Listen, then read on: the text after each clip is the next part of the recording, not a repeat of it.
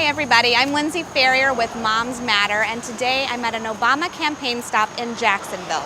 Now, in a swing state like Florida, you can't really draw Obama supporters without also attracting the opposition. Here's what some of them had to say.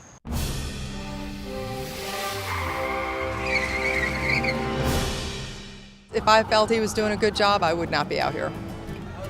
These protesters have taken to the streets to let Jacksonville know just how well they think President Obama has performed over the last 4 years.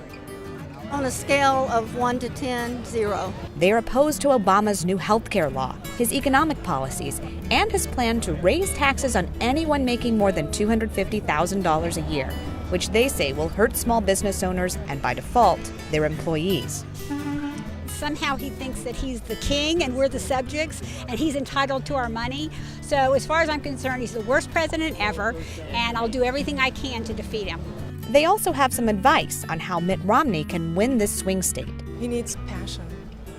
He needs to get in there and he needs to let us know in no uncertain terms exactly what he's going to do. Make it simple, make it solid, and over and over and over again. And they're hoping a little prayer can have a big impact on who wins the race in November.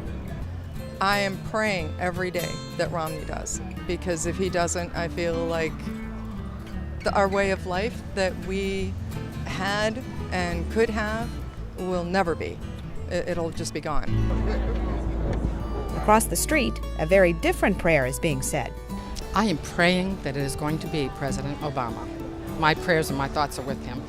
These Obama supporters say their president has done the very best he could over the last 4 years, despite facing trying circumstances.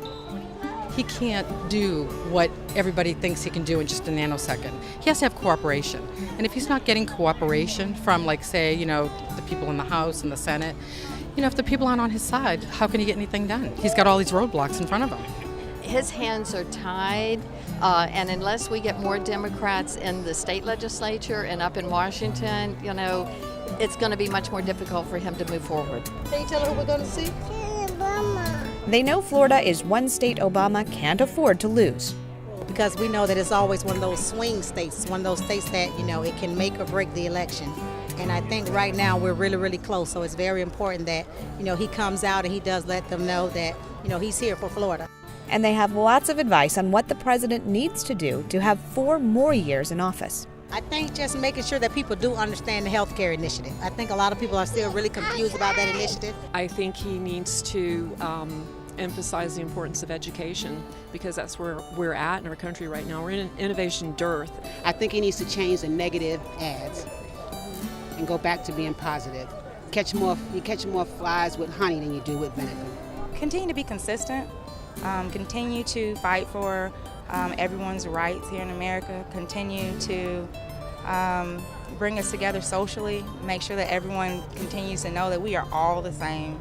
We're all flesh. We're all here, and there's a common cause, which is to, lift up America and be proud and continue to be, the America that we have been all these years. It's really interesting to me that even Obama's most ardent supporters say he's got his work cut out for him if he wants to win Florida. Be sure and tune into our next road trip video and see how President did in front of Jacksonville voters. For CafeMom, I'm Lindsay Ferrier.